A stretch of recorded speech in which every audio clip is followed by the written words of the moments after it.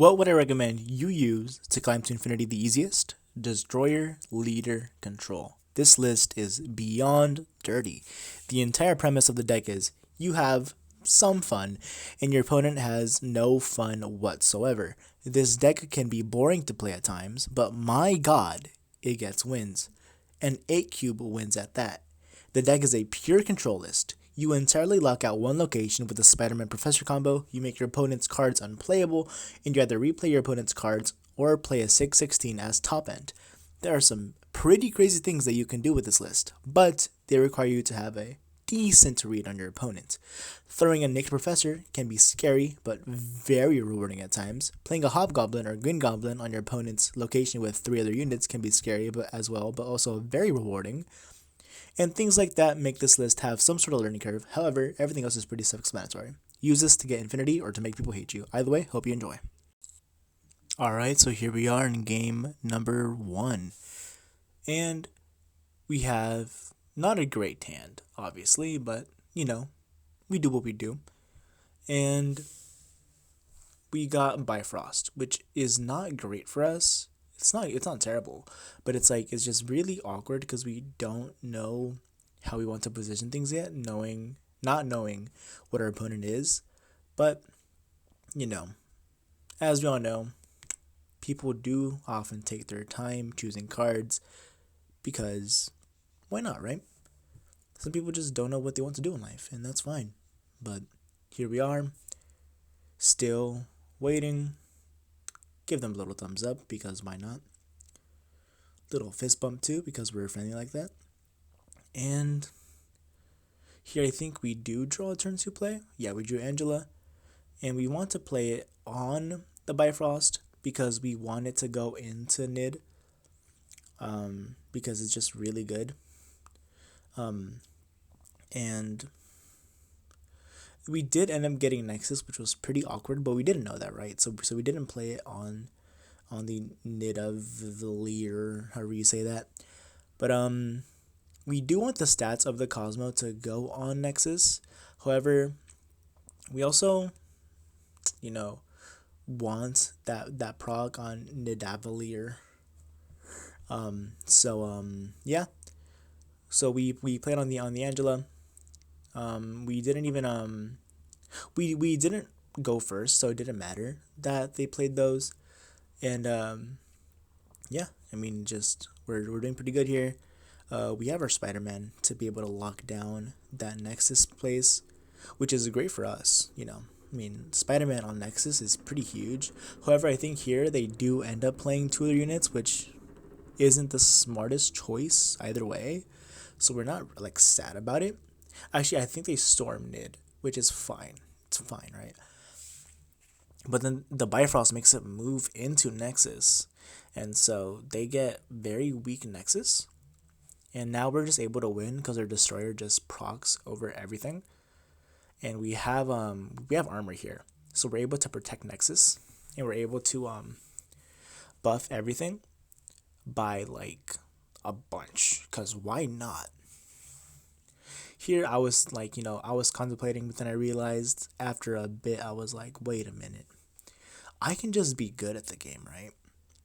And so here we are, decided to just be, not trash and play the armor on Nexus. So the next turn I can play Destroyer on top and not kill literally everything there.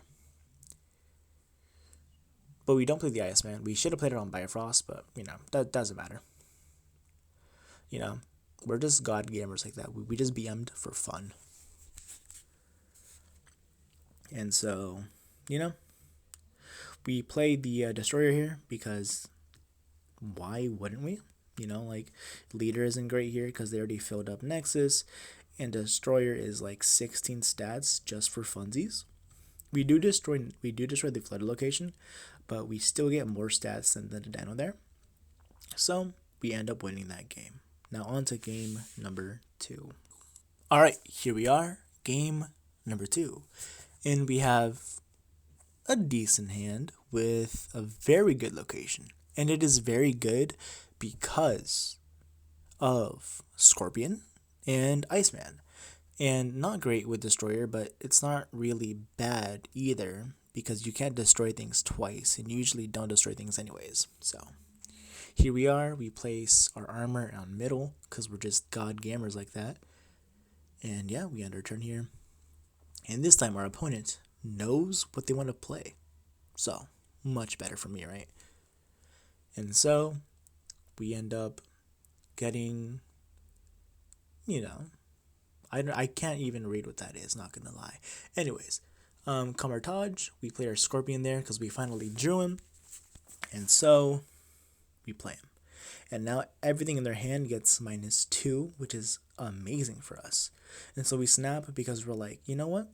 We're just good at this game. We're fucking amazing, and we are gonna get this dub. And so we play our Spider-Man on Hellfire Club.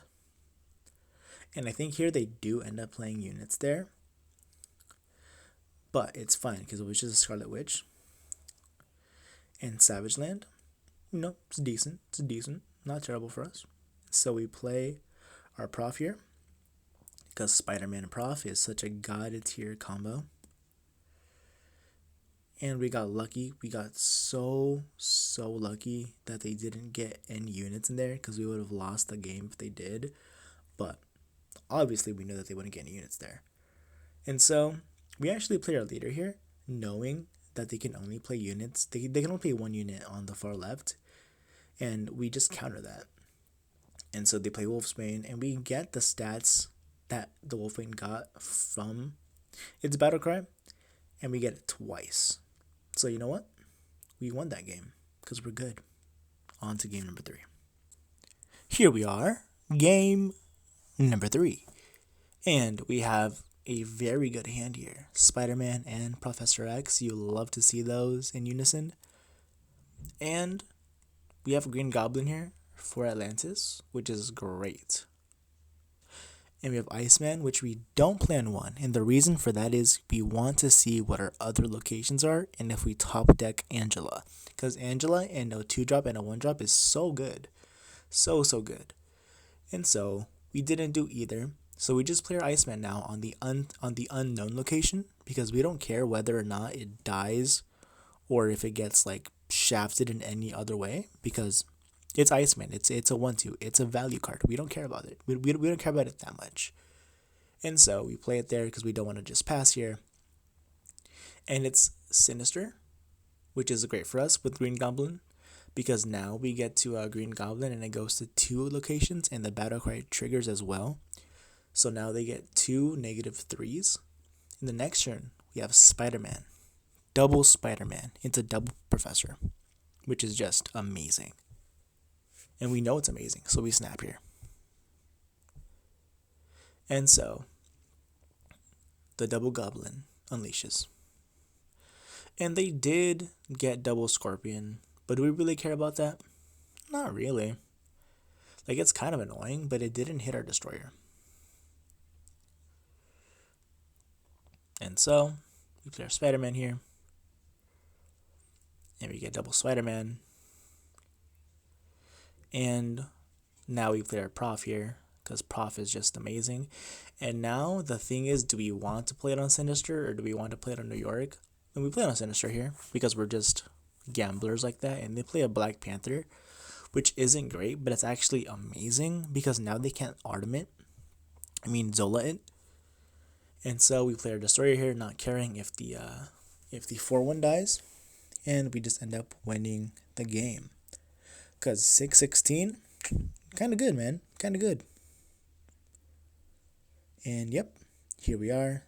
They give us the Green Goblin back, but it doesn't really matter. Because their Odin is not big enough whatsoever. And yeah, there you guys go. Hope you guys enjoyed. Have a great day. Peace.